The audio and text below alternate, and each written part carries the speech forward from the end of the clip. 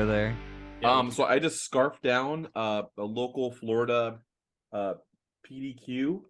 It's called People Dedicated to Quality, or Pretty Darn Quick. Okay.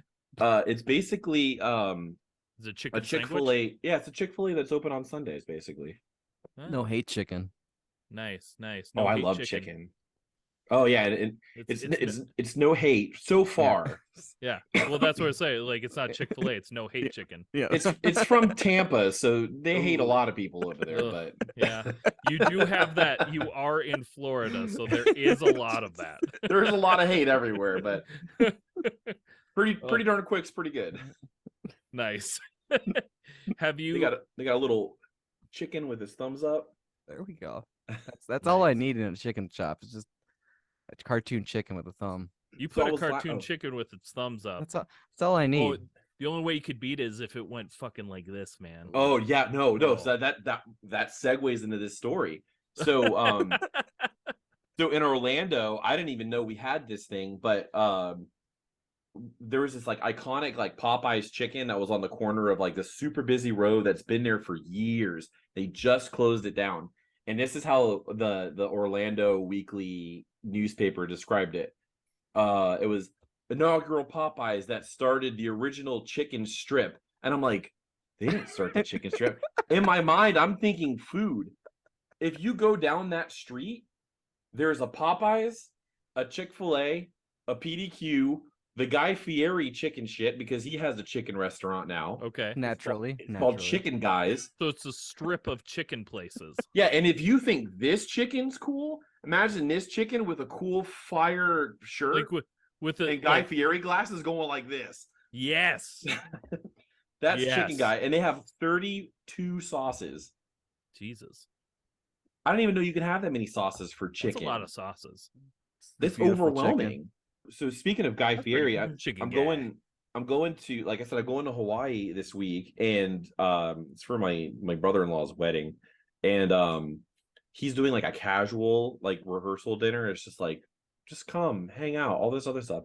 So I have a matching Guy Fieri outfit as one from the Guy Fieri merch store. So it's like pants authentic with like hot dogs and pizzas on it, and it's a matching shirt, like a button-up Hawaiian shirt with it. That is you can't see it right now, but I'm rocking a sweet mullet. Oh my gosh. I'm gonna have the mullet, really jealous. Pit Vipers, and a matching Guy Fieri outfit. I'm gonna be the belle of the ball. For this rehearsal dinner. I cannot wait to see pictures of this. I wish I could just have a mullet. I no longer can have hair, so it's just not in my cards anymore. Matt could do a mullet, but I don't think he will. It's getting a little thin up there. No. Let it ride in the back. Well, Kentucky waterfall. Normally before the show, I would ask like if you've seen us and if you know like how the show works, but I'm not going to do that. We're just going to run into it. Love it. We're going right into it. We've switched some stuff up because you're in season 3, baby. We got new shit. Season 3. 2. You closed it out with Jesse Lee, and you're bringing me on for season 3? No, well, you're in season. You are episode 2. Episode 2 of season 3. Hold your horse. Hold up, buddy. Hold on. It there. You're not episode 1. You're episode 2. Yeah, it's a 2-part series. Season premiere. Not season premiere. Sorry, buddy. Your season premiere. The reprise. The deuce. The deuce. Well, Pat, I mean, we did talk about in episode 1 about Cookout. And Cookout's so good. Well, we're not gonna hold up. That's not this section, Matt. Okay, so we're just gonna go into it. What's up, everybody? Welcome to another episode of Where Did All My Friends Go? A podcast about life in the music industry. We're gonna probably have that whole thing in here because why not? It's a good conversation.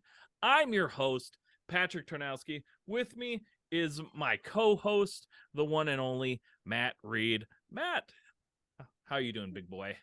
I'm hungry now. He's hungry now. Well, a chicken sandwich. You got chicken sandwich today. We have our special guest, Justin Robertson, from Orlando-based pop punk band Outatime, and co-host of the Bardown Breakdown show. Justin, welcome. Thanks for having me, guys. I'm kind of stoked to talk about chicken sandwiches and hockey and podcasts and pop punk music. Nice. If you've seen our show before, this basically, you know how like Bardown Breakdown is like hockey and pop punk. Like, boy, this show should just be pop punk and like Taco Bell. Perfect. Like we talk so much about just food on this show.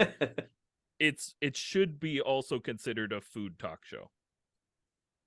I think like that's like the thing though, like bands go on the road, and if they're not eating at a gas station like Sheetz or Wawa or Buc-ee's, they're eating at some other hole in the wall joint like Waffle House. And we want to know.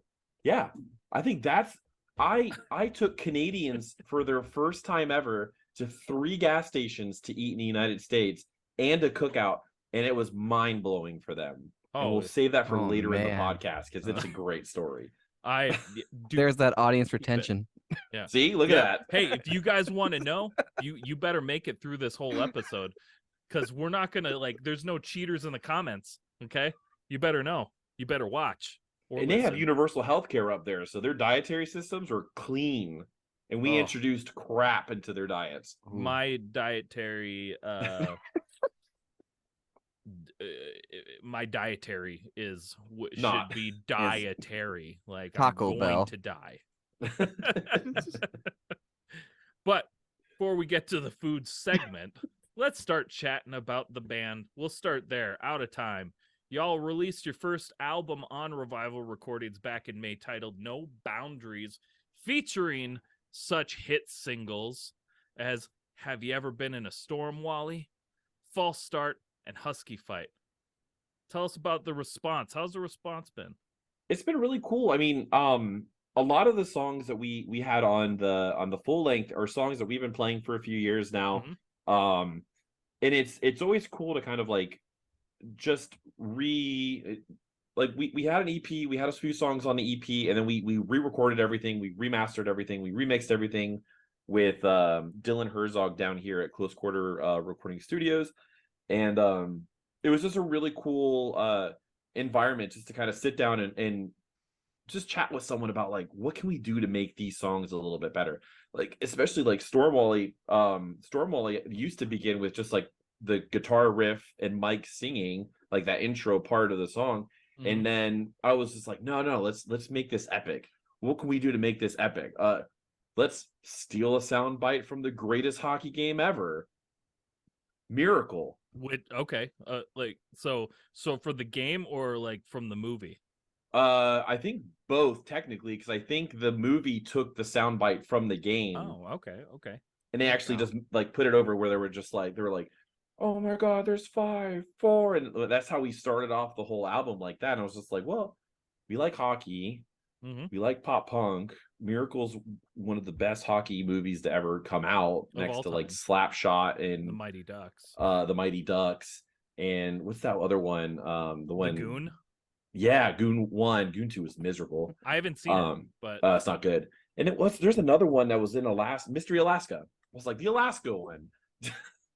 I don't know if I've seen that one. That one's on Disney Plus. It's really good.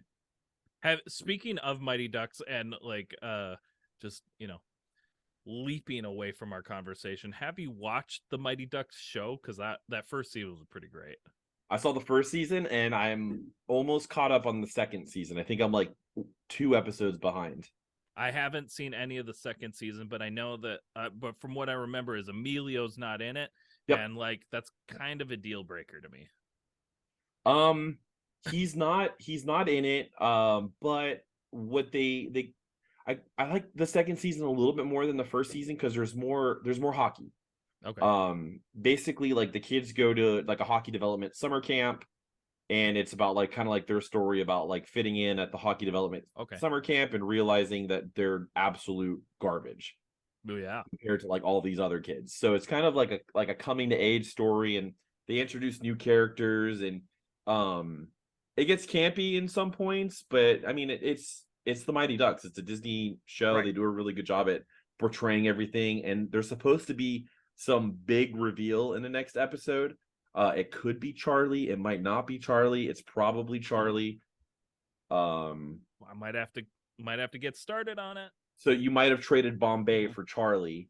which is a good fair trade. And then there's a cameo from the Bash Brothers in it too. They were in the first one too, though, weren't they? Only one of them was. One of them was. Yeah. Fulton was in the first one, and then both of them are in it now. Fulton got the other guy a job as a construction worker, so he just bash stuff all day. No, I love it. Nice. Matt, were you ever a Nice. big Mighty Ducks fan? I saw the movies, but it's been a minute. Now I feel like I have to watch this show. It's so good. Like It's good.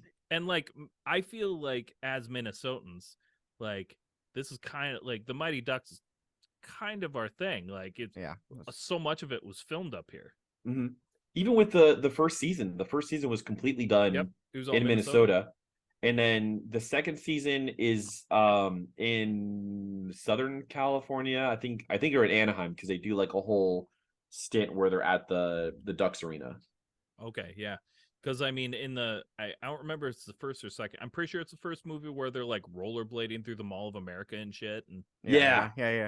Mm-hmm. Good stuff, man. Like you gotta like that movie if you're from Minnesota. If you don't, get out. I feel like if you're a hockey fan in general, it's just one of those. It's one of those movies where if you weren't a hockey fan before you watched it, you were a hockey fan after you watched it, and if you were a hockey fan before, you were just a bigger fan, and you just really dislike the Anaheim Ducks now. Oh, I loved them. After that came out, I was like, you can be my number 2. Here's the fever dream for everybody though. Do you remember the Mighty Ducks animated series? Absolutely.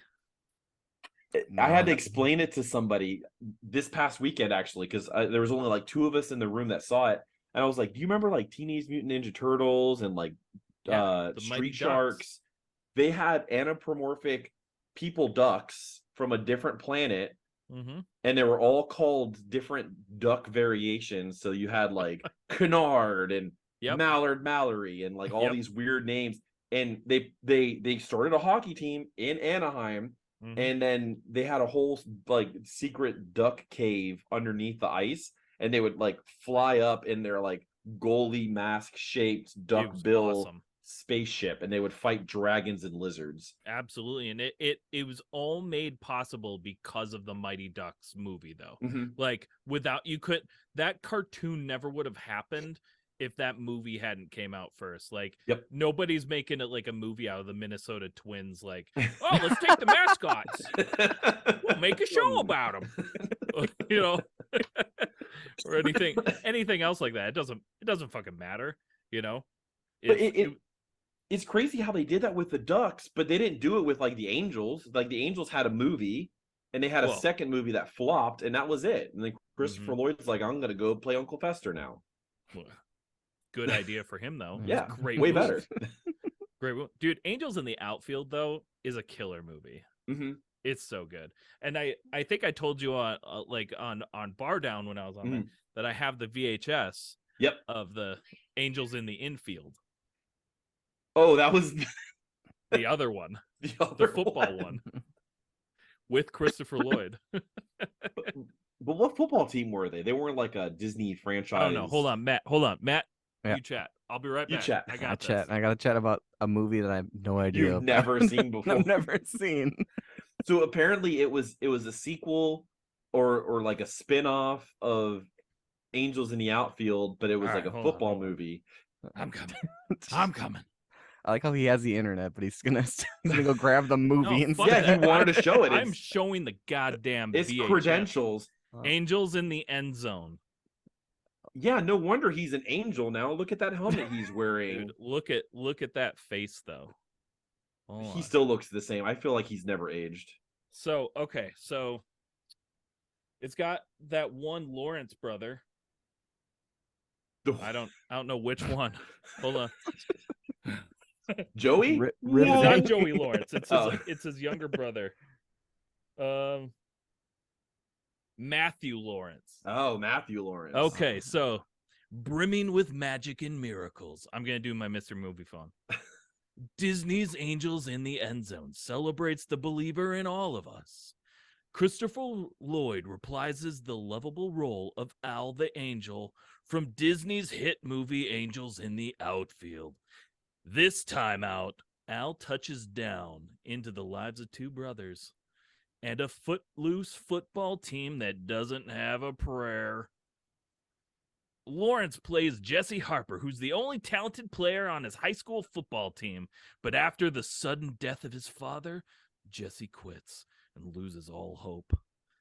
Things begin to turn around when his younger brother, Gallagher, sends a little late-night prayer, and soon Al and his squad of angels show up to tackle the problem. Yeah. I know that his little brother's called Gallagher, but for some reason I thought about the comedian, and that would have been way funnier. So it's not. Rest in peace, so Gallagher. his name isn't. His name isn't. His first name isn't Gallagher. I wish it was. Oh. But it's so the brothers are Matthew Lawrence. The actors' names are Matthew Lawrence and David Gallagher. But fuck, do I wish his little brother's name was Gallagher though? Like, holy shit, that would make that movie like chef's kiss. You can imagine he's just like a cheerleader and like he's just smashing melons by giving like really bad football jokes halfway through. Gallagher. He's so ridiculous. Oh, You slapstick comedian. So back to What a weird tangent. I love it. Such a good tangent though. So back to Out of Time. For those of you that may not know, I know this, and it took me a little bit to figure it out. I think this is less of a question and more that I see what you did there. But for those that may not know, the song title, Have You Ever Been in a Storm, Wally, is an iconic scene from It's Always Sunny in Philadelphia when Dennis loses it on his neighbor when Mac and Dennis move into the suburbs. Am I correct? Yep, that is one of my favorite episodes of It's Always Sunny. My favorite part about that is that when he is insane and like doing this big spiel, he's getting fucking naked in this front yard and like yelling at his neighbor. Oh, that is probably one of the greatest shows of all time. I listened to the podcast, and the most recent podcast, like most recent episode they did was because they go episode by episode, and they did The Nightman Cometh, and they did The Nightman Cometh with the composer that helped Charlie write the songs, but they also got one of their biggest fans, Tony Award-winning composer Lin-Manuel Miranda, to get on it. Okay. And Lin-Manuel Miranda is a huge It's Always Sunny in Philadelphia fan, to the point when Charlie and his wife, who's the waitress, went to New York to watch Hamilton. Lin-Manuel Miranda did his bow, looked up, and he goes, "Oh, that's Charlie and the waitress." Like, and everybody could hear it in the auditorium. Oh, like, that would be me. That's like, so absolutely. That's so funny. I love that. Their podcast is so good though. Like, because I feel like so much of it reminds me of like all the tangents I get on over here is like, because this episode especially is so off the rails. But like that show, that whole podcast they never fucking talk about their episode. Never. Like, I think of the 45 minutes to an hour long, maybe 5 minutes of it is talking about the episode, and then they go off on a tangent that spins into like 15 other tangents. So this is an issue that I have with every podcast that I'm on, because that's my fault. I just get into tangents completely and I go off the rails. That's okay. I like when that happens. So the first single was Have You Ever Been in a Storm, Wally? We literally just named it because that was just an inside joke that we have, because it's so damn hot in Florida all the time. Yeah. And we would always just come into the practice spot. We'd just be like, "Man, it's hot out there." We'd be like, "Yeah." Yeah. So have you ever been in a storm, Wally? So we were just like, yeah, let's just name the song "Have You Ever Been in a Storm, Wally?" We like very dumb names. Yeah, Fall Out Boy route. Yeah, but we're not gonna do like I'm not gonna look into a thesaurus to figure out what words I'm gonna put in order. for like a Fall Out Boy song. They're like Dickens novels for the most part. But the second single that we put out was False Start, and that one was with Nick Thompson from Thief Club and Hit the Lights. Amazing person to work with. Oh yeah, love Nick. Beautiful soul. We sent him everything. We sent him the lyrics, and I just said, hey, here's a guide track. This is basically kind of just what we envision the melody to sound like. You do you. And he said, perfect. And he got it recorded, and he goes, do you want me to do harmonies? And I said, I want you to make this the most Nick Thompson thing Nick Thompson can do. And anything you were willing to do, you do it. You could pip farting on a snare drum. I'm in. Yeah, like whatever you want to do to this song, do it. And he did like the iconic like 3 Nick Thompson layered vocals and harmonies. And I remember just like he sent it, and I just listened to just his tracks like on my phone, and I was like, this man's a genius. Like, he's so good at what he does. And I've been listening to this guy since 2006 when Skip School Start Fights came out, and he was singing on it after like Colin left. And so he was a gem to work with. I know like our label mates and friends in Gold Steps, he produced their album. He's a gem of a person, and I tell everybody, like, if you need anybody to help produce something, go to Nick Thompson. Oh, absolutely.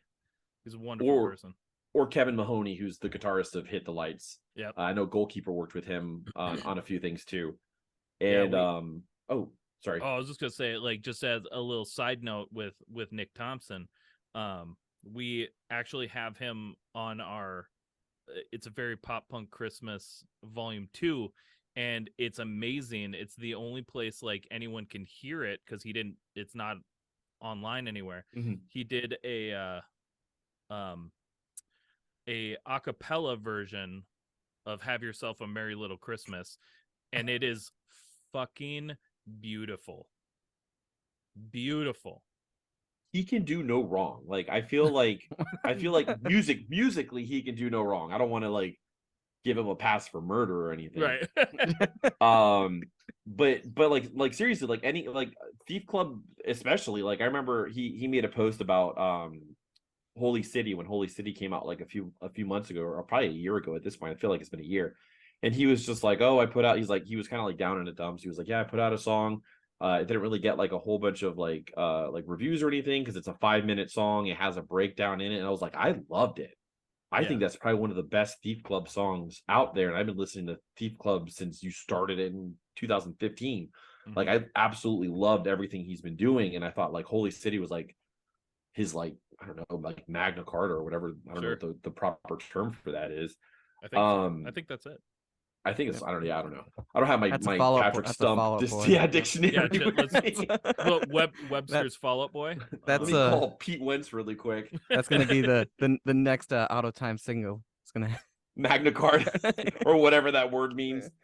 There you go. There's your. There it is. That's the new music title. Do you have new music in the works right now that needs that title?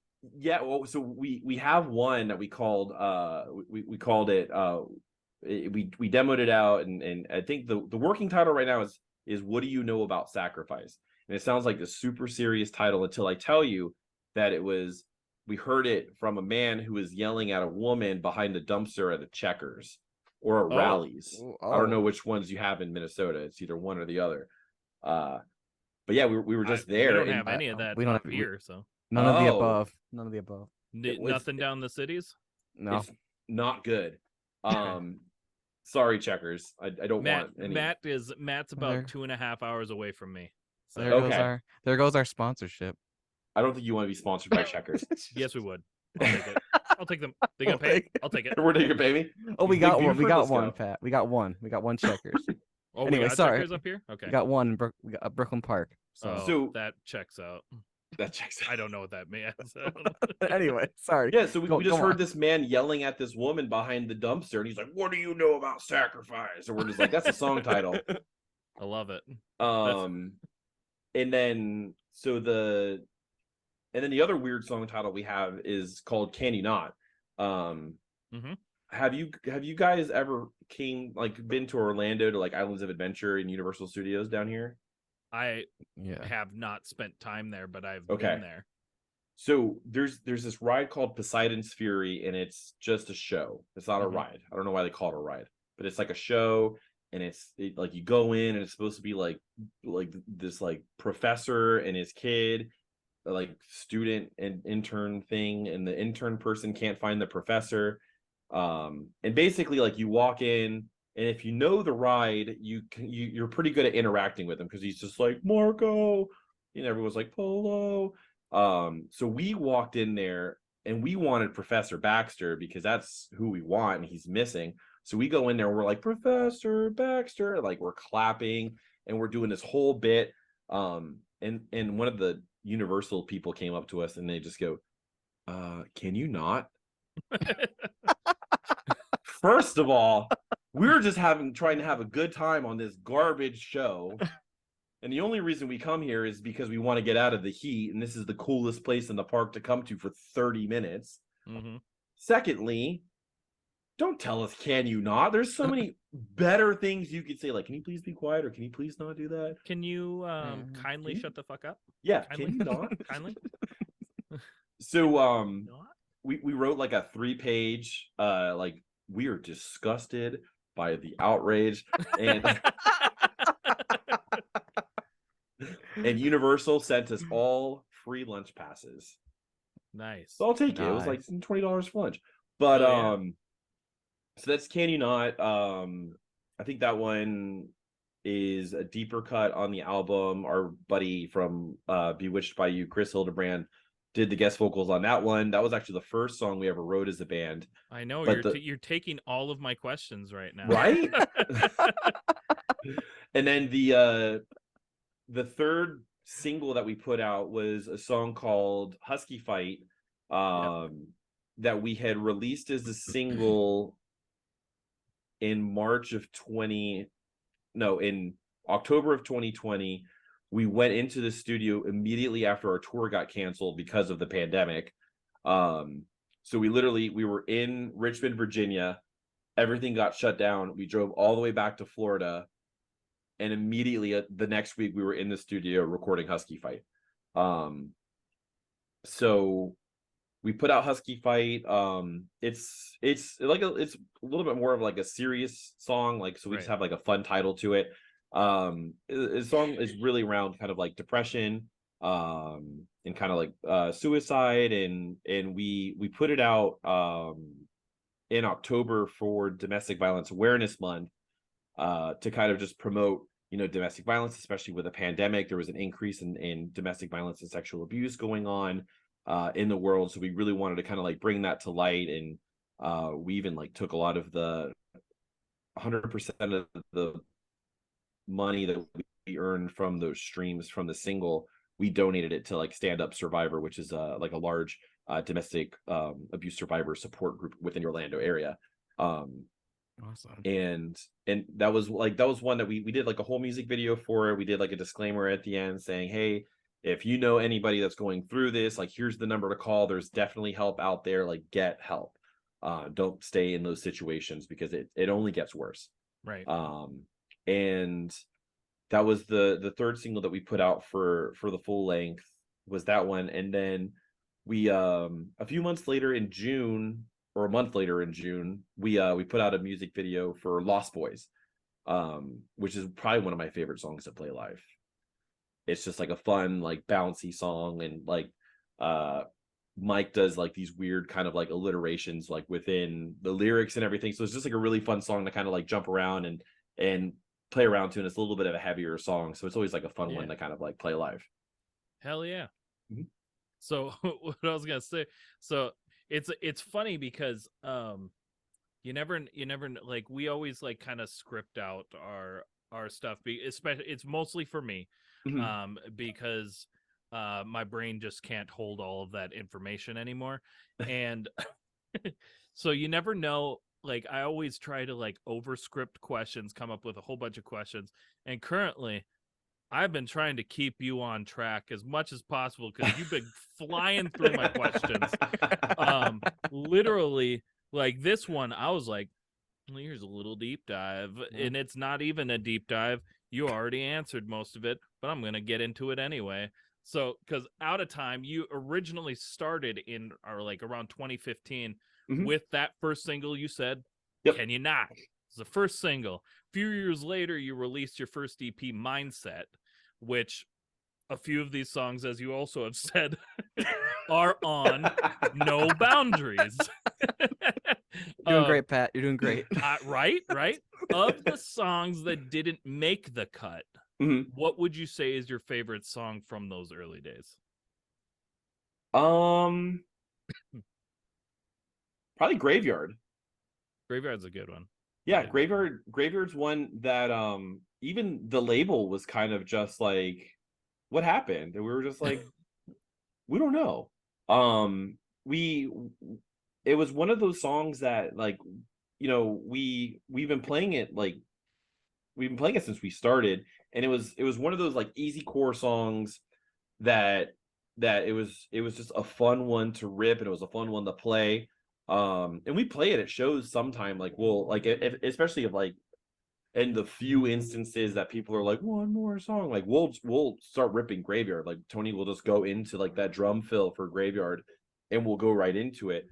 But I think they might possibly want it re-recorded and put out on possibly the next album. So that could be something inside there. scoop. Yeah, they really like it. I was like, I didn't think you guys wanted like an easy core song, but yeah, like I'll throw easy core in there like all day. Should always have some easy core. Yeah, always need it. And I mean, like, I grew up on like easy core, like, you know, the late stage Newfound Glories going into like the early 4 Year Strong and Kid Liberty. I wasn't a big fan of like the heavy synth easy core stuff. Dude, when Rise or Die Trying came out, I was like, this is a fucking game changer. What is this? Holy crap. And it was just like, there was riffs, there was breakdowns.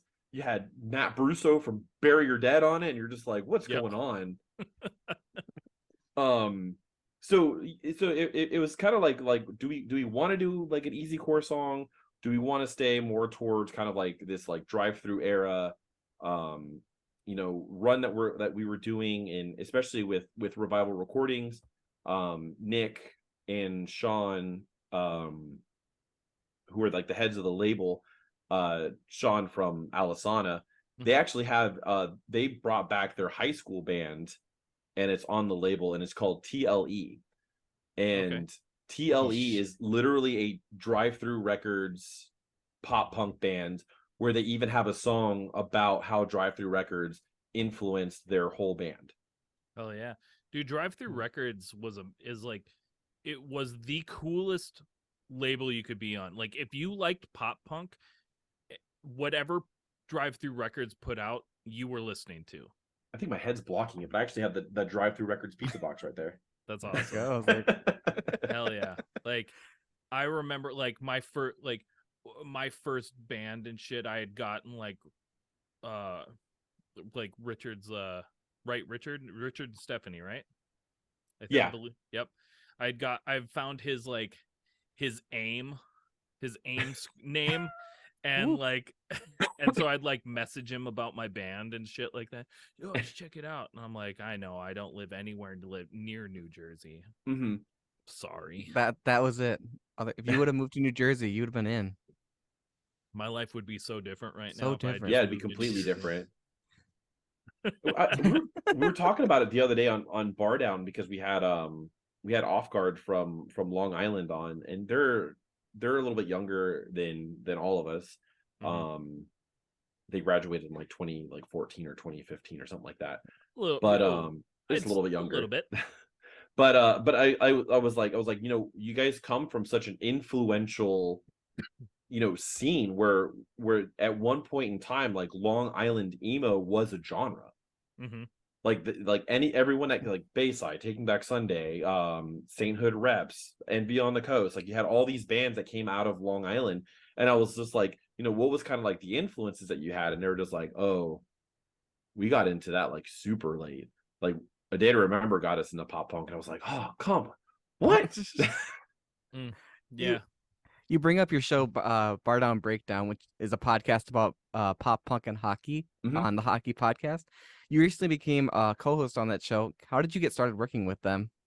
So it's pretty funny. So during the pandemic, Mikey reached out to our vocalist Mike, and he was like, hey, I noticed that you guys wear hockey jerseys while you guys are on stage, because we had like custom hockey jerseys for the band. Would you want to be on the podcast? So Mike was like, yeah, sure. I'm a Capitals fan. Like, this will be a good kind of like segue into everything. So Mike went on, and they did the podcast, and they were kind of chatting. And then when we were getting ready to put Husky Fight out, Mikey reached out to us again, and he was like, hey, I really like your band. I love Husky Fight. Mike sent it over to me. Would you guys mind if we did kind of like a sneak peek of the song before it came out? And I said, yeah, would you mind if I just kind of like came on and like talked about it and did all this other stuff? So he was like, yeah, come on. Like this was when they were doing kind of like intros, the show, and then outros. And the intro and outro had the same guest. And then the middle part of like the meat of the episode was with a completely different guest that they advertised. So I got on, and we were kind of like chatting, and we became pretty close. And then towards the end of, or towards when the pandemic was getting a little bit better, and shows started opening up again soon, I floated the idea of, would you be up for a Bardown Break tour, where we get a few bands from, this catalog of bands that you've spoken to over the years, and just try to get them on like kind of like a tour, and we can kind of, coalesce this whole tour into like a Bardown Breakdown fest. Yeah. I remember seeing that. And he said, well, like, what would the logistics be to do this? And I said, well, we would need to figure out like a city to do it in. He lives in Charlotte. I was like, we could do it in Charlotte. And he goes, no. He's like, Orlando's blowing up right now with kind of like all the musicians that are coming through with like Magnolia Park and Capstan and Meet Me at the Altar. And he's like, I really want to kind of show light on the musicians that are coming out of Orlando, because I feel like that's kind of be the new, city or scene that's going to break out. So I said, yeah, sure. I got him in contact with a local promoter that we like to work with, which is Marshall Roans over in Montgomery Drive. If any bands are listening to this, Marshall from Montgomery Drive books in Orlando, and he also books in Baltimore. He's a gem of a person to work with. You need to work with him. Love it. And Marshall, I got a group chat with all of us, and Marshall said, what do you guys want? And we said, well, we kind of want to go a little bit smaller. We don't know how big it's going to be. But I said, let's get these 2 venues. Let's see if we can lock them down, and we'll start building out the bands from there. So we ended up talking to a couple of the bands that we had on the podcast. We had like Aim High, we had Gold Steps, we had the Crease Rule from Toronto, Frontside, Sleeve, and then a lot of Orlando bands like Felicity and Brave Weather, and Suck Brick Kid. And we kind of built this fest out around them. And then we were trying to figure out ways that we could pay for everything without having to kind of like we wanted the bands to get paid because they were coming down, and we wanted to make sure that, they were getting paid a good amount. So, we talked to Violent Gentleman. Violent Gentleman said, we're all in on this. Let's do this. We'll sponsor the event. Right. I like when I saw the email from Hammer, I was just like, is this for real right now? Revival Recordings was like, yeah, you have a few of our bands on the fest. Like, we're gonna, we'll pitch in, we'll help out with sponsoring a stage. And then we kind of like shot our shot with Liquid Death. Liquid Death was they did not want to be on the flyer. They just said, let us know what you need and we'll get it done. So we just said, well, can you send us over some cases of water? And they said, well, how many cases do you want? And we're just like, I don't know. And they're like, we'll send you 50. So they sent 50 like 24-pack cases. That's awesome. To the venue, and the venue said, we'll buy them from you. We'll just give you the money for them, and then we'll sell them as is. So we just kind of like took that money. Revival sent a whole bunch of stuff that we did for a raffle, and we were able to kind of, cover the cost of the venue, cover the cost of the bands. All the bands got paid. It was in a cool area, so like there was like a tons of different like food options and everything within Orlando. And it was a great day. Like we started it at 2 or 3 and it went till about 1 a.m. So it was like an all-day thing with like one band setting up in one venue, one band playing at the other venue, and then everyone moved, the 2 blocks across the street, and they were at the other venue already. And then we're currently in the process of setting up year 2, which is going to be in Charlotte next year. Nice. Awesome. That's exciting. So segue into me becoming the co-host. Tom, who was the original co-host, he's going through some kind of like health issues, so he had to kind of step back for a little bit, and Mikey and Tommy kind of like chatted. Tom was my coworker. He sat right next to me at work all the time, so we were working and planning Bardown at the same time. So they kind of like just chatted, and they said, hey, would you mind filling in for Tom for a couple episodes? So I said, yeah, no problem. So I filled in for Tom, and then like 2 weeks in, they were just like, hey, Tom and I want to bring you in as like the official like 3rd co-host of Bardown Breakdown. So when Tom comes back, like we can tag team some stuff. We can do stuff as like 3 hosts and kind of like shoot through and see what we can do to make it work. That's awesome. Nice. Look, since you've been on, then who are some of the most memorable guests you've kind of had that you've gotten to interview? I love the band Fireworks. Yeah. And we had Kyle from Fireworks. That's exciting, man. Yeah, and we were talking about the Fireworks coming back and going on tour with the Wonder Years, but I was like, hey, I was at this infamous show where you guys got banned from the venue for life because we were all crowd surfing. So this venue is like a 300 cap venue. There's like a balcony like you can go up to. It's like a small balcony. It's not like too big, but we were jumping off the balcony into the crowd. And the God, I can't remember his name. The singer of Fireworks was just like, security can't stop you. Rush the stage. I want everybody up here singing Detroit. So the venue was very upset about that. Fair. Yeah, so they banned Fireworks from ever playing at that venue. So come 4 years later, Fireworks is on tour with the Wonder Years for the Greatest Generation tour. And they booked that venue, and the venue goes, no. Everyone can play except for y'all. And Fireworks actually did a matinee show at a smaller venue, which was like the hometown favorite venue called the Talent Farm, which, rest in peace, it was the greatest venue in South Florida, period. And unfortunately it was shut down due to a whole bunch of different things. But I saw Title Fight there. I saw the Wonder Years there. I saw Living with Lions there. I saw Newfound Glory do 2 secret sets there. Oh, wow. And it was maybe like 100 packed venue tops. Like you could barely fit 100 kids in there.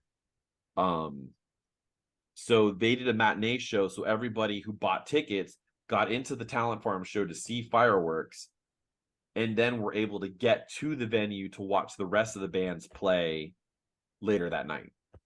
That's wild. Yep. So Kyle was a really cool one. We just did an episode with Bones from No Trigger. Okay. That was really cool, just to be able to talk to like No Trigger. We talked about Fest, and we talked about how Fest was like, hey, not Fest. We talked about Fest, but we talked about Riot Fest. That's the one I'm looking for. Okay. They played Riot Fest, and Riot Fest was like, hey, we're gonna do like a side show too, and we want you guys to play.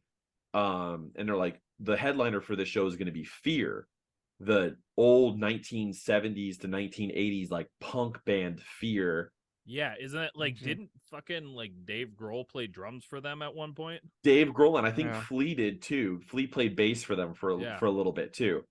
So I was like, how was that? He's like, we were so intimidated because these guys, they were like, these guys are punk.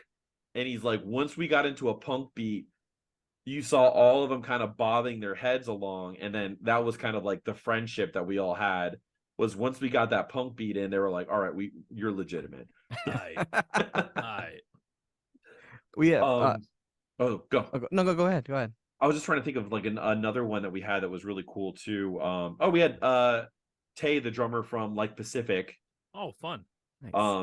And that was cool too because we were able to kind of like meet and talk on the podcast. And then 2 weeks later, we opened up for Like Pacific and The Dangerous Summer at the Orlando date the Coming Home tour. Yeah, I saw that you had just played that show. I guess I forgot that Like Pacific was on it, but I did see that you just played with Dangerous Summer. That's rad. That was a cool one. The next day got canceled because we had a hurricane coming in, but fucking hurricanes. Damn hurricanes.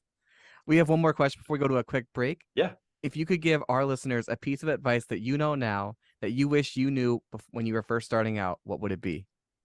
Learn how to play your instrument.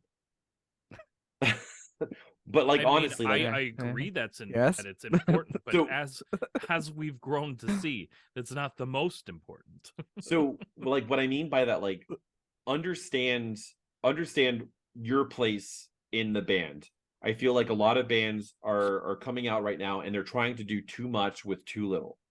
Right. You can do a lot with a little, but you have to plan it out and you actually have to understand like where your place is. So I play, lead guitar. So I know like this is what I need to do, this is what I need to have, this is what I need to excel at in order to kind of like go into what I need to do. I think from there, once you can kind of settle out like your place in the band, you can kind of come together and be like, all right, what's the next step? What do we need to do to branch out? Well, we need to go and find someone who can record us. Then we need to make sure we do this. When I was a kid, I was like, I got a guitar. I just put new strings on it. It could be in tune. We're going to play a show. Yep. And we would just play show. We would never record anything. We'd be like, how come we don't have any fans? Oh, we don't have any music. Oh, we suck at playing. That's probably why. Everything sounds like crap. I remember one of my first bands. I remember that we were the type of band that everybody shares one tuner. Mm-hmm. Yeah, so let me get that. Yeah. Can I borrow your cable for a second? Or you're just like, hey, I just broke a pack of strings. Here you go. Yeah, I still don't know. And it's like and we're young and we still didn't even know how to like tune with a tuner. But yeah. What does 440 mean? Or you just did the on 5, and then you would just tune to each other. That works too. God, that drives me insane now. Yeah, oh yeah. Insane. Yeah. Oh, it's one thing if we just watched Capstan and Joe was like tuning based off of like harmonics, and tuning based off of harmonics is completely different because you have this kind of like chimey cool tone that you're coming and he's just hitting it, but burner that drives me bananas. Get a tuner, silence it just for the love of God, or get a pedal that will like just play feedback if you want to do like some chariot stuff. That's cool too, but just don't do burner. Oh God. I feel you 100%. Okay, on that, we're gonna take a quick break and we'll be right back with our next segment. Hey, Pat here with Unsigned Pop Punk. We're a community dedicated to building up the music scene by shining a spotlight on up-and-coming bands. Now, I know what you must be thinking. These guys must be raking in the cash. Wrong. But you can help us help others by picking up some merch. We found what big business is selling shirts for, and we slashed the prices. We saw what people are charging for sweatshirts, and we windmill kicked those prices in the face. So pick up some merch from us today. You won't be mad you did. And we're back. Thank you so much for sticking around. We're hopping over to our ever popular section, Food for Thought. So in this section, we'll talk about food, not only touring, but also your deepest, darkest thoughts on secrets of food. Food secrets. And with that's that, what we should do right there. We should have like a big reverb thing, like secrets. This is our ASMR section. All right. This is the mukbang section. We're just gonna eat a whole bunch of food. I hope you're ready. Love it. Matt, ask the first one. Go for it. So when you're on the road, what is your favorite middle of the night food stop, if available? Cookout. Here we go. See? Cookout. What's the order? It's connecting. It's connecting. We get a tray with 2 sides. I'll either get the 1/4-pound barbecue burger with fries and a corn dog, or if I'm not feeling the corn dog, I might switch it up to Hush Puppies, which is a corn dog sans the corn or the dog. But yeah, like we've gone to Cookout at 2:49 in the morning. Like they close at 3. Yeah. And and like full van and trailer. And they're like, these motherfuckers. No, they love us. They're just like we like walked out, we like knocked on the door. They're like, oh, this is the drive-through only. And I'm like, I have a van and a trailer. And he goes, bring it on through, honey. We had 18-wheelers come through here. Bet. I was just like, okay. Getting an order at Cookout for more than 4 people is a nightmare. It is an absolute nightmare because one, if nobody's ever been to Cookout, they don't know what they want. No. And the first time we went as a full band, only 2 of us had ever gone to Cookout. And the first time we went on, never been there yet. Yeah, and I want to go so bad now. It's only in like the southeast portion of the United States. But learned they were the guys in Action Adventure. Mm-hmm. They told us that they drove 6 hours out of the way from Illinois just to go to a Cookout once. Oh, that's too much. 6 hours. And not that good. That's insane, homie. That's wild. I've driven 8 hours to Texas from Kansas City for In-N-Out Burger. It is not insane. I understand. I would do it for Whataburger. I wouldn't drive 2 hours for Whataburger. Oh, we got a Whataburger in Jacksonville though. That's only like 2 hours. Like look, here's the deal. I like Whataburger. It's good, but it's not on the same level to me as In-N-Out. And I would say that Whataburger is just as comparable to me as Burger King. Oof. There goes our fans. I give it a little bit more than Burger King. Oof. I like Burger King like a lot though. But you see, like we've had this discussion before, like amongst ourselves, that Burger King is way better north of the Mason-Dixon line. Yes. Because no one gives a shit south of the Mason-Dixon line. They're just like, whatever, honey, here you go. I guess this is a Whopper. Is this really what you wanted today? We've been to a Burger King before where they said that they were out of Whoppers. They told me we are out of Whoppers. And I literally pointed at the sign and I said, this is the home of the Whopper. Where did it go? Is it on a sabbatical? Is it Rumspringa? Did it run away from home? Is it Rumspringa? Is it Rumspringa or something? No, like, and I've honestly heard that from a lot of different people that like, because I don't know, maybe it's just like me, but like in Minnesota, Burger King's fucking good. I don't have I've never had an issue with Burger King. Yeah, we went to one in South Carolina on this tour and it was miserable. It was also attached to a gas station, so I think that was also a red flag. But it was not good. But I'll bring back what I said at the beginning of the podcast to now. We took people from a different country to Cookout. Let me tell you this. They were flabbergasted. That is the word I have to use. We said, go ahead, we'll meet you over there. And they were staring at the menu from the 3-minute walk that it took to get over to Cookout. And I think I have a video of it too. I might have put it on TikTok or something of ours. But Kyle from the Crease Rule just goes, Bud, what do we order? Yeah, what do And I we go, do, bud? Do you want what? I'm like, don't look at anything else. Just look at the trays. Figure out what you want, and then figure out what else you want. And he's like, Bud, how are corn dogs a side? And I go, it's fucking cookout, dude. It's just what it is. You can get a quesadilla as a side. It's just this is America. Man, this sounds so magical. We also took them to the trifecta of gas station food. We took them to Sheetz, Yep. Wawa, Yep. and Buc-ee's. Yep. They were astounded at the wall of beef jerky that Buc-ee's has. You can get beef jerky by the pound. Like, they will shave it for you right there. I've also never been to a Buc-ee's yet.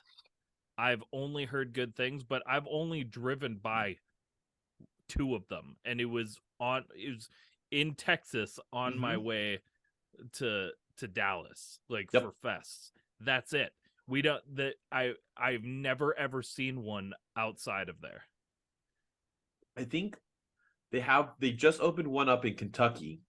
And I only know this because Goalkeeper and House at Home went there on their last tour together. They went to the grand opening. Oh my God. I thought that I've been to grand openings before because I've been to like Krispy Kreme grand openings to get my dozen donuts for the whole year. I've been to like a Chick-fil-A grand opening just because I wanted to get free stuff. Buc-ee's goes all out. They have like, you know, those used car sales places. They get like the giant gorilla, inflatable gorilla. Yeah. A beaver, just a giant inflatable Buc-ee the beaver. They have a guy dressed up in the full beaver costume, just walking around, just handing out crap to people. I love it. And there was like 300 people there, and I was just like, "What is going on?" Like Kentucky just came out for this place, but we took them to Buc-ee's, and they came out and they had their Buc-ee's hats. They had a Buc-ee's blanket.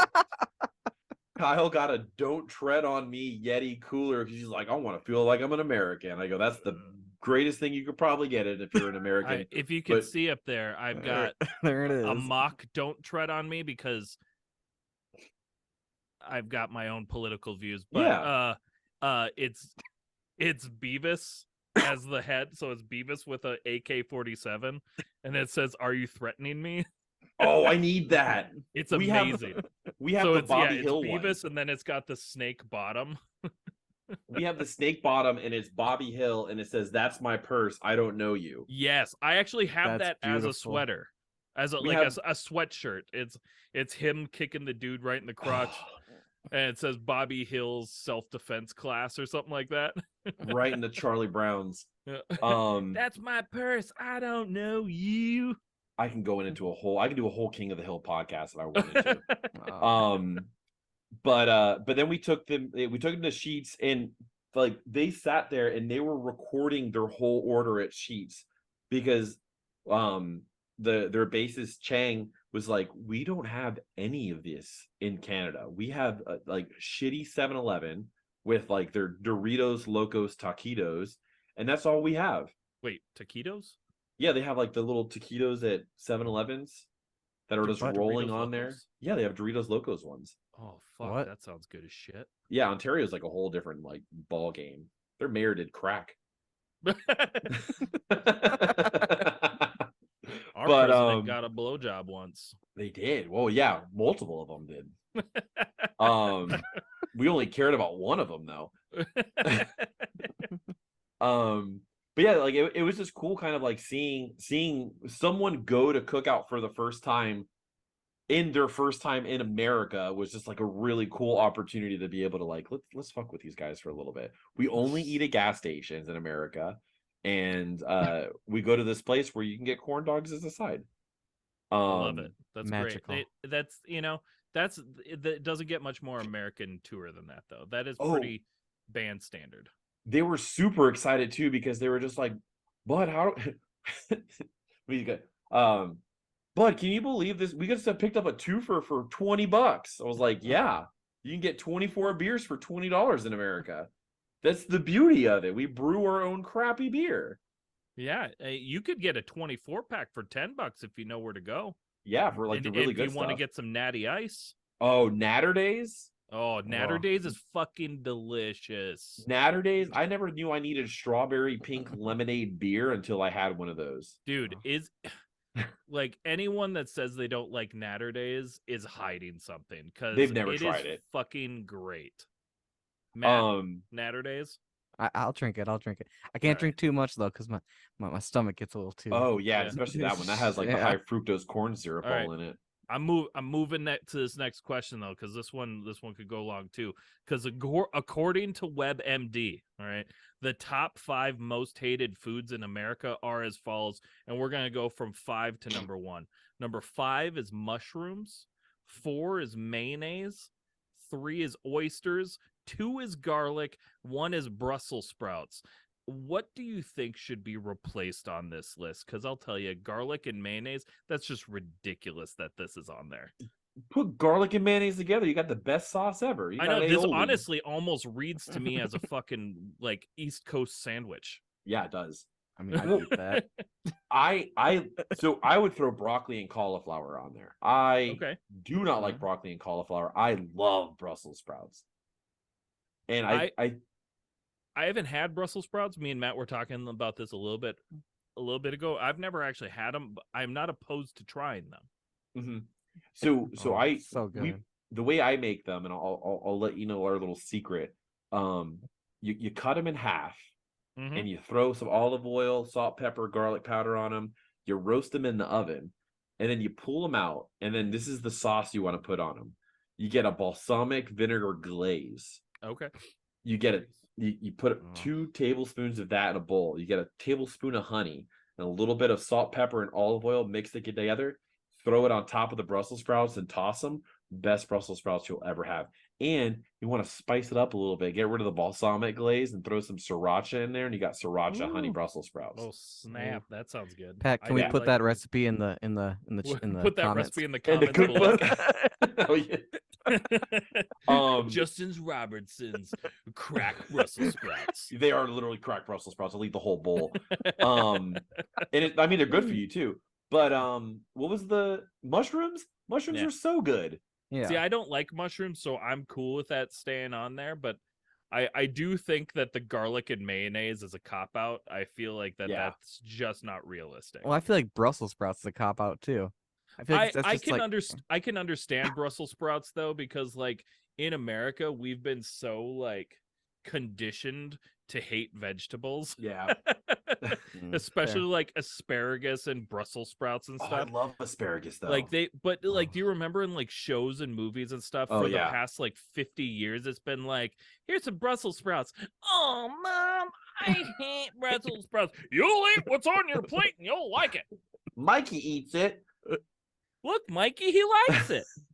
Well, and it's funny too because the only vegetable that was ever banned from the White House was broccoli. And that was by George H.W. Bush, the senior. He banned it from the White House. I like broccoli, but I don't like cooked broccoli. I like raw broccoli and like ranch. Yeah. That's very Minnesotan of you. That's very I'm from fucking Minnesota. You are. It's cool if it's Minnesotan to me. But mushrooms. Let me tell you my recent obsession with mushrooms, and I don't know. This is probably just a terrible thing. So everybody knows that Outback has the bloomin' onion, and it's like 3,000 calories. Mushroom. They make a blooming onion battered mushroom. They take mushrooms, they batter it in bloomin' onion sauce, like powder, like whatever the batter is, and they deep fry it. And it is like a quarter of the calories, and it is so damn good. And they give it to you with ranch. Don't get the ranch. Get it with the bloomin' onion sauce, and it is game changing. All right. And this is at Outback? This is at Outback, yeah. There you go, Matt. They hide the shrooms on there because no one likes mushrooms. Justin, look at Matt's face right now. Man. Like, dude, I'm just processing how I'm going to convince my wife who works at Outback how we can go to Outback because she hates Outback. Tell her about the bloomy. Tell her about the shrooms. I feel like I'm going to have to. They're called Sydney shrooms. which sounds like a Bloomin' drug. Shrooms. Bloomin' Shrooms. I'll just not tell her where we're going, and then we'll just end up there and be like, oh, well. She'll be like, what the fuck is this, Matt? What was number 4 on that list? Mayo. There's oysters was also on there. Oh, I'll eat oysters. Yeah. I don't like seafood. Mhm. And oysters just, I've Gotta never slurp had 'em an down. oyster, but it Yeah. definitely doesn't look like something I would ever eat. My issue with oysters is that in order for you to eat them, because everybody eats them raw. Like you go to the raw bar and you're like, I'm gonna get a dozen oysters. And it's always like people with like Hulk Hogan skin, like just hot dog skin that are, it's just like, I don't know if that's leather from your bike or just like this is road rash. That's the raw bar, and especially in Florida, and we have tons of them. But they're like, oh, you got to go to an oyster bar. They're good, but you have to load them with like lemon juice and cocktail sauce and horseradish sauce. And it's like, by the time I throw all that shit on there and eat it, it's no longer an oyster. So instead of doing all that, That's fair. throw them in the deep fryer, give me some cocktail sauce, and I'm just gonna eat them like that. Nice. Fair enough. Same thing with clams. See, my wife is like allergic to seafood, so Oh, yeah. I'm lucky enough to where like I don't even have to worry about it. But it's one of those things to where, so for anyone that doesn't know this on the show yet, I don't also eat a lot of meat, and it's not because I'm like, that's a naughty thing. It's just it just doesn't taste good to me. Unfortunately, I don't really like steak or like pork chops or anything. Like I wish I did. It smells and looks delicious. Like lobster, that shit looks fucking nuts. Yeah. I want to eat that so bad, but it tastes like shit. And I can't. Like, to me, and like that's the problem. Like there's this one scene of a movie in particular that always comes to mind. It's from Bill and Ted's Excellent Adventure when they go to Mongolia and they meet Genghis Khan. He's like, oh, he's fucking eating this giant leg of something. I'm like, oh god, that looks so fucking good. I want to eat that. But I can't because I know it tastes like shit. So I will say, like, the giant turkey legs, they're all over the place at like Disney and Universal, and people are like, oh, this is a great thing to eat on a hot summer day. Smoked turkey legs are great, but not when it's 100 degrees outside and you're walking around and you just have turkey grease just rolling down your mouth like Jabba the Hutt. It's not good. Yeah, it makes you go from Jabba the Hutt to Pizza the Hut. But I will say, is someone who 100% disliked a lot of the foods that you had said, I think that I just didn't like them because the people that made them for me couldn't cook. They didn't know how to season it. They overcooked the pork chop. I would sit there with a pork chop and you could just like throw it against something and it would break the glass because it was just so hard. And like, I think it's all about how you cook it. Like, I mean, I'm that guy that I had a sous vide and I took it on a plane with me and they thought it was a pipe bomb. I had to be like, no, you cook food with it. Why did you wait? We can't gloss over that. Why are you bringing a sous vide on a plane with you? Because we were going to Thanksgiving at my in-laws' house, and I was like, I'm gonna make some good shit right now for you guys. So I brought the sous vide up, and I made pork chops in the sous vide, and they were great. But I think a lot of it comes from, childhood in general and growing up with food that you're just like, why did you ever make it this way? This is terrible. Why did I ever eat well done steak? My parents gave me well done steak from the ages of I don't know when till I said I'm not eating this shit anymore. And then I found out that I could order my steak medium rare, and I'm like, this is how this is fancy living. Yeah, my dad's actually a very good cook, and he's always been trying. Yeah, sometimes just taste buds. Sometimes my taste buds, they're like, you know what sounds really good? Fried chicken, and like, but not with the bone in. Don't eat bone in. That scares you.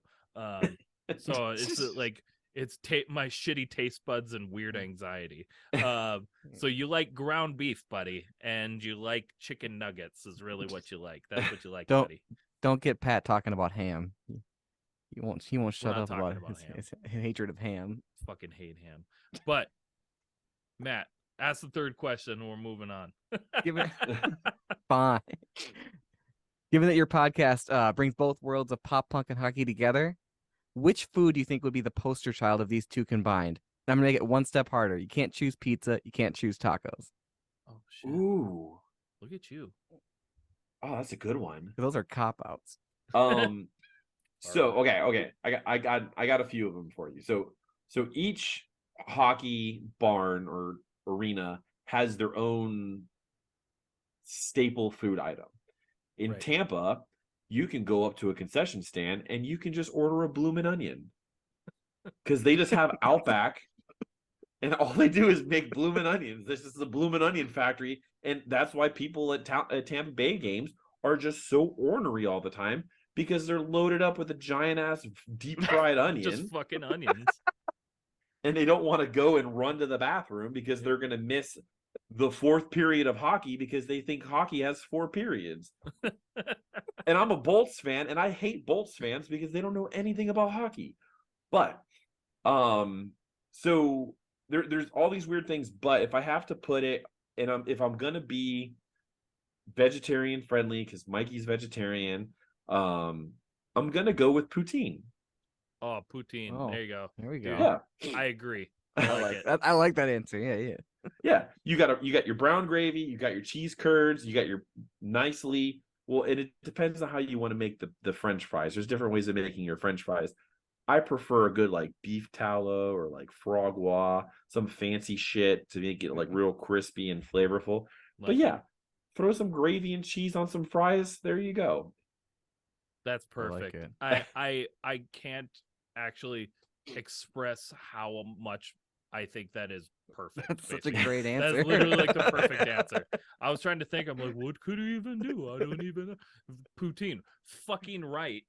Absolutely. That's why he's the expert, Pat. It's to the point where I want to go to Canada just so I can try McDonald's poutine, because that's a thing. With go. McDonald's fries. Like, oh, dude.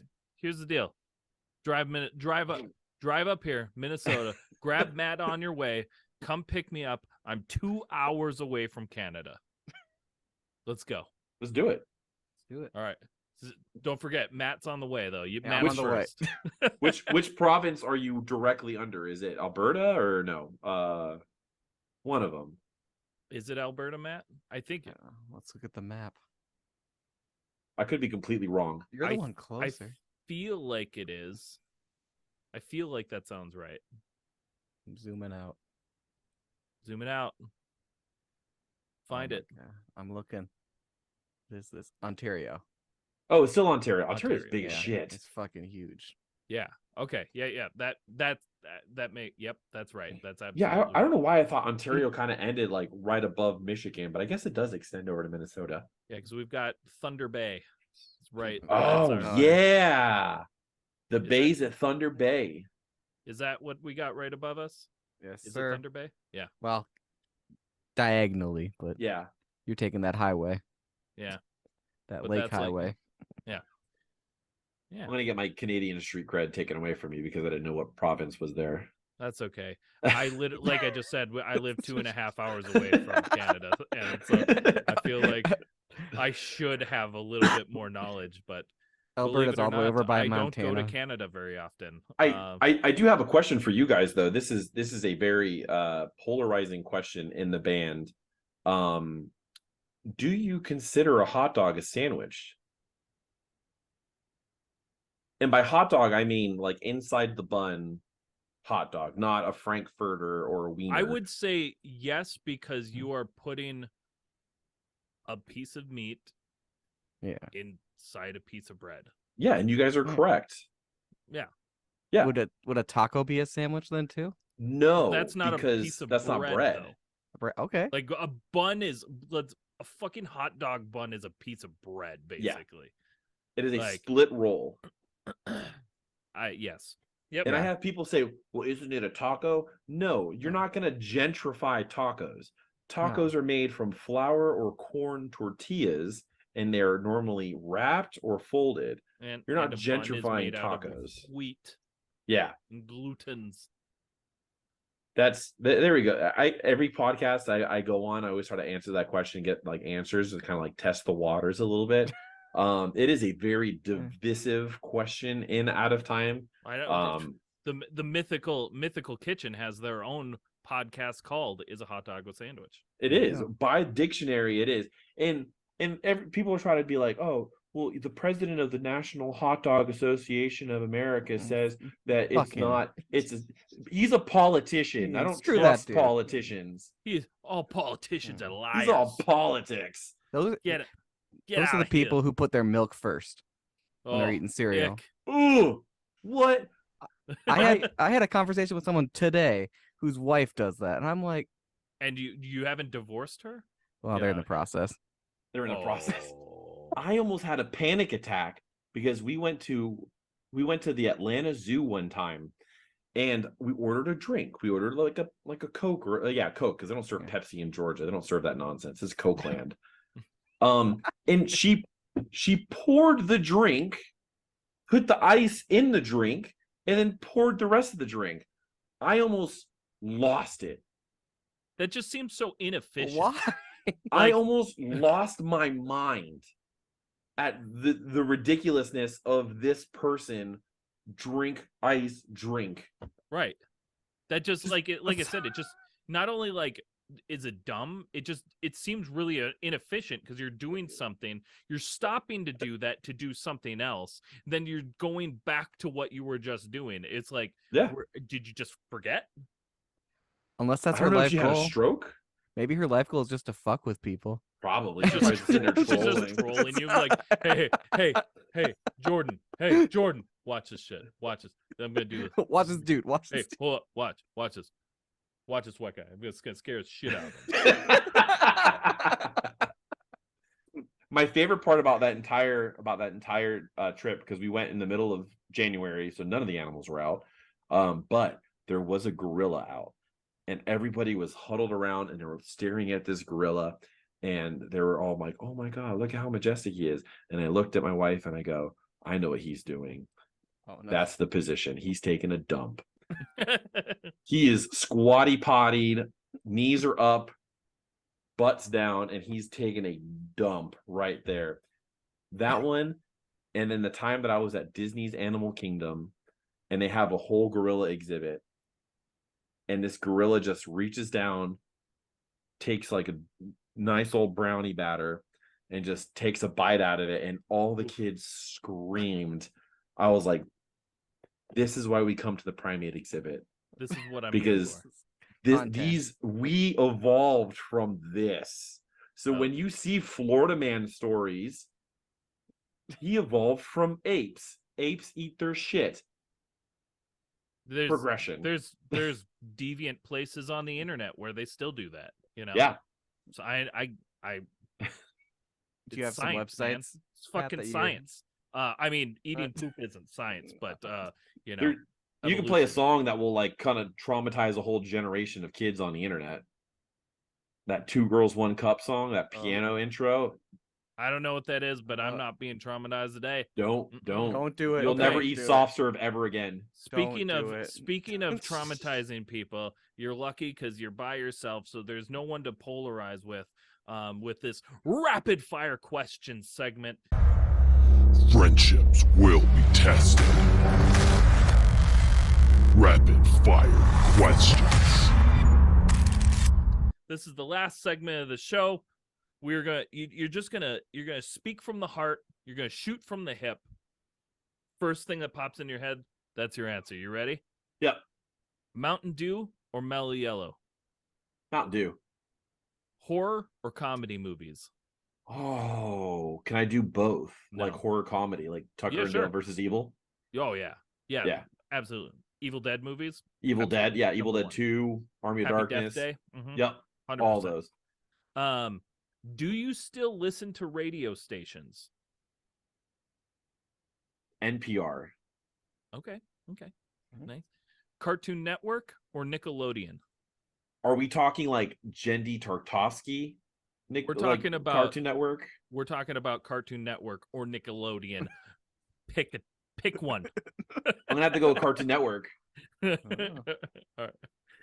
Thin crust or regular crust pizza? By regular crust, what part of the United States are we talking regular crust? Oh shit, I don't know. I thought this was pretty general. I'm a sucker for like Detroit and Chicago style pizza. Well, those are completely different style. Like I'm talking about like a standard Domino's, like regular crust. Oh, pizza. regular crust. I don't want saltines. Okay, this one might be a little tougher here. Lindsay Lohan or Tara Reid? I'm a Hillary Duff person. Ooh. Okay, I'll take it. I was sitting there thinking, I'm like, which one is that? I was like, oh wait, that's the Lizzie third McGuire. one. That's a different person completely. Yeah, that's the third one. That's the third I one. didn't was like Tara Reid. That's why it Tara took me a second there. I was like, which one is that? Tara Reid's career started going down when she started doing Sharknadoes. They both kind of did the exact same thing. Yeah, that's true. They both were super famous and then had a lot of personal time and made a lot of bad decisions. Yep. And Tara Reid was lucky enough to make those glorious fucking Sharknado movies.